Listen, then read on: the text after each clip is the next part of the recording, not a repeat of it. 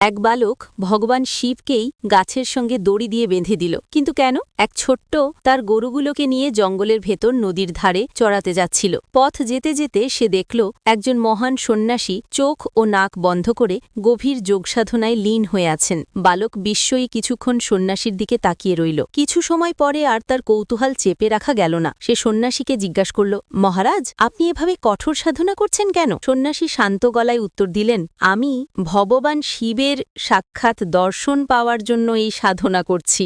কথা বলে অল্পক্ষণ পরেই সন্ন্যাসী সেখান থেকে চলে গেলেন। সন্ন্যাসীর যাওয়ার পর বালকের মনে গভীর ইচ্ছে জাগল, যদি ভগবানের দর্শন পেতেই সাধনা করতে হয় তবে সেও আজ শিব ঠাকুরকে দেখবেই। সেই ভাবনা থেকেই সে সন্ন্যাসীর মতোই চোখ বন্ধ করল এবং নাক শক্ত করে চেপে ধরল। এমনভাবে শ্বাস বন্ধ করল যে তার প্রাণ বেরিয়ে যাওয়ার উপক্রম হল। ঠিক সেই সময় দূরে কৈলাস পর্বতে ভগবান শিবের আসন দুলে উঠল। মহাদেব ধ্যানে অনুভব করলেন এক নিষ্পাপ বালক তাঁর দর্শনের আশায় প্রাণপাত করছে। বালকের অটল হঠ আর নির্মল ভক্তিতে সন্তুষ্ট হয়ে তিনি তৎক্ষণাৎ মর্তে এসে উপস্থিত হলেন। শিব ঠাকুর বললেন, বৎস, আর কষ্ট করো না, আমি নিজেই তোমাকে দর্শন দিতে এসেছি। বালক তখনও চোখ বন্ধ রেখেছিল। সেই ইশারায় জিজ্ঞেস করল, আপনি কে? ভগবান শিব উত্তর দিলেন, আমি সেই ভগবান শিব যার দর্শনের জন্য তুমি এমন কঠোর সাধনা করছো।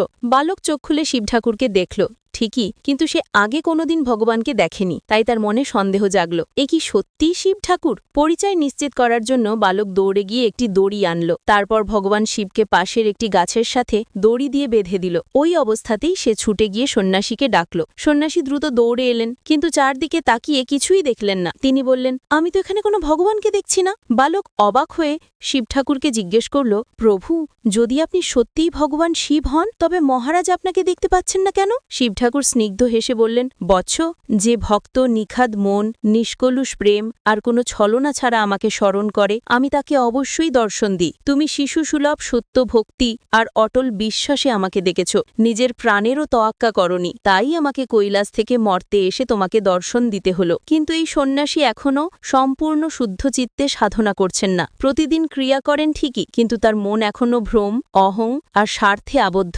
এই কারণেই আমি তার কাছে অদৃশ্য, কিন্তু তোমার কাছে প্রকাশ রূপে উপস্থিত। নিষ্কলুষ ভক্তির সামনে স্বয়ং ভগবানকেও নত হতে হয়, কারণ সত্য ভক্তি সকল সাধনার সর্বোচ্চ ফল। আর দিনে দিনে সাধনা করেও যার মন পাপ, অহং আর স্বার্থে ভরা, সেই সাধুর চোখে ভগবান কোথায় থাকবে? অশুদ্ধ হৃদয়ে ঈশ্বর কখনো অবতরণ করেন না। মহাদেবকে মন থেকে যারা ভালোবাসেন কমেন্টে লিখুন, হর হর মহাদেব।